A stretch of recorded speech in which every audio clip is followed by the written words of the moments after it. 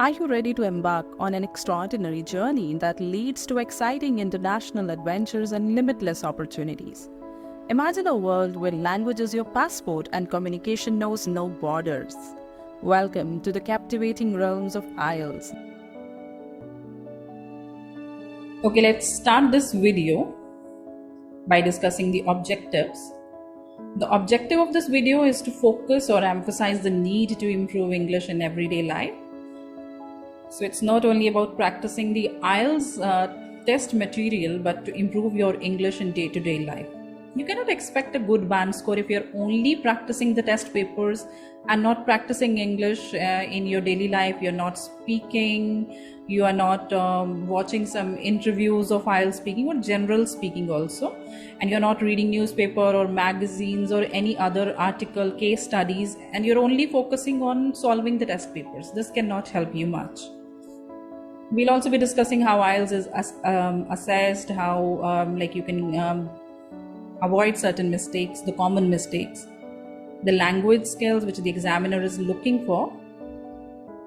First of all, you need to decide this thing that whether you need to go for IELTS academic or general training. If you are a person who's going to study abroad, who's going for your education in some English speaking country, you need to go for IELTS academic.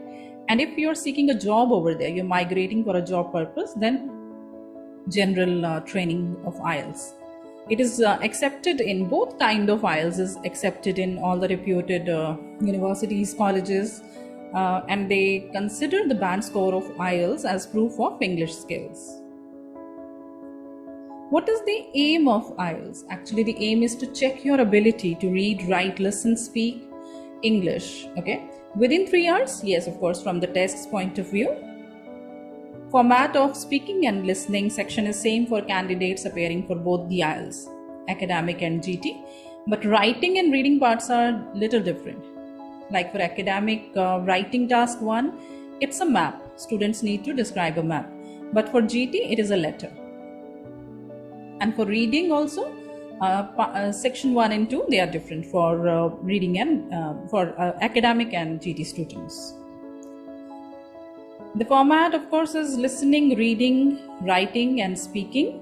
Listening, reading, writing. These tests are conducted on like the same day and without any break.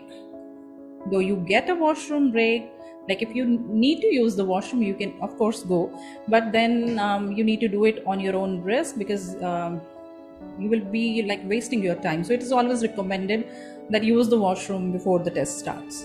Speaking section is an interview with the examiner and it is separately conducted week before or after the other tests. Let's discuss the overview of test format. The listening test takes 30 minutes. 4 recordings will be played. Total 40 questions you are going to attempt. The recordings will not be played twice. Like they are only going to be played for once.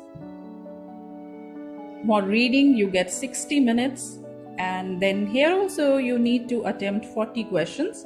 There is no negative marking for the wrong answers. Like they check in reading that your ability to read for gist, main ideas, logical arguments, skimming, figuring out writer's attitude, opinion, and intention. We'll be discussing the question type in next slide. Then IELTS writing test. It takes 60 minutes. 2 tasks are given, task 1, task 2. Task 2 is essay writing for both academic and GT, but task 1, as I mentioned earlier, it's different. Like for academic, it's a description of the map, and for GT, letter writing. IELTS speaking test is of 11 to 14 minutes. Part 1 is your introduction with the examiner. Second part, you get a topic and you need to speak for 2 minutes on that. It is called a task card or cue card, and then the follow-ups. This is the raw scoring for listening. Like if you score 35 to 36 marks, you get an 8. And for perfect 9, you need to score 39 to 40. Tips for listening. So use your time to read the questions and see the topics. Whenever they play the recording, Firstly, they give the instruction that read the questions, question number 1 to 7. So carefully read the questions beforehand and underline the keywords. Think of the synonyms to help predict likely content. Synonyms are very important for IELTS reading as well as listening because there are no direct question answers here. Then the questions follow the recordings, so keep going. Stick to word limit, don't copy across extra words. If the instruction says that don't write more than 3 words, so don't add a 4th one over there. Intonation in listening helps. So sometimes during the recording, the speaker will put stress on the right answer. In reading, as mentioned before, 60 minutes, 3 parts, 3 sections, 40 questions are there. IELTS reading is testing your reading skills but not your knowledge. Generally, you will get an article or a case study, anything related to space and science, but they just want to see your ability to find out the answer through skimming, scanning, and reading for detail. Tips for reading are that first read the questions, skim the text, underline keywords, note the number of words allowed in your answer. Don't worry about words that you don't know. You know what? In IELTS, this is very important to understand this thing, that if the word mentioned in the reading passage, if it is something important and related to your answer, it will be explained. But if any difficult word is not explained further, it means it is not required. Don't waste time on any one question where you are having any trouble. Just keep on solving the next answers and then come back to the one where you got stuck. There is no negative marking and 1 mark for each right answer. Let's see the question type in reading and listening. They are usually multiple choice, identifying information, true, false, not given, yes, no, not given. Generally, it is easy for us to find out true and false, but the not given really confuses the reader or the listener. So we need to focus on these. Matching of information to paragraph, matching of headings, sections, feature sentences, endings. This is very important. Then completion of sentences, summary notes, tables, flowchart, diagram labeling, and short answers. There are no long answers in IELTS reading and listening, sorry. Let's come to speaking. So what is the examiner looking for in your speaking? Examiner is looking for your fluency and coherence. Fluency, that you're not taking unnecessary pauses, and clarity of your answer. Lexical resource, your vocabulary.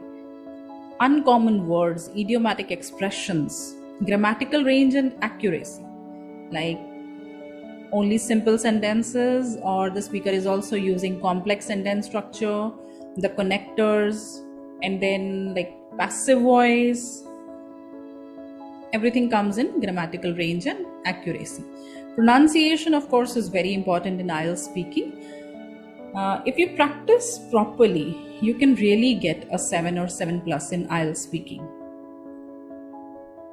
These are the speaking demo videos. I'll be sharing the link in the description.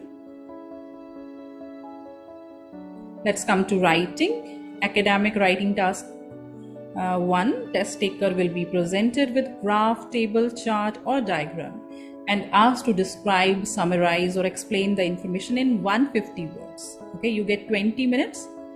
The total 60 minutes, but it is recommended that only spend 18 to 20 minutes on task 1. And this is a very formal style of writing. Task 2 for academic, test taker will be asked to write an essay in response to a point of view, argument or problem, and 250 is the word limit. Don't use less than 250. Spend about 40 minutes on this task and write in a very formal style. Task 1 for GT students, the test taker will be given a situation and asked to write a letter requesting information explaining the situation in 150 words. Letter can be personal, semi-formal or formal style. Here also it is recommended to spend 18 to 20 minutes. Task 2 will be same for academic and GT. An essay, word limit is 250, and formal style of writing. Spend about 40 minutes on this, and task 2 contributes twice as much as task 1 to writing scores. Alright, so this was everything about IELTS, and in the next video I'll be sharing more insight into how to write a good IELTS essay. Thank you.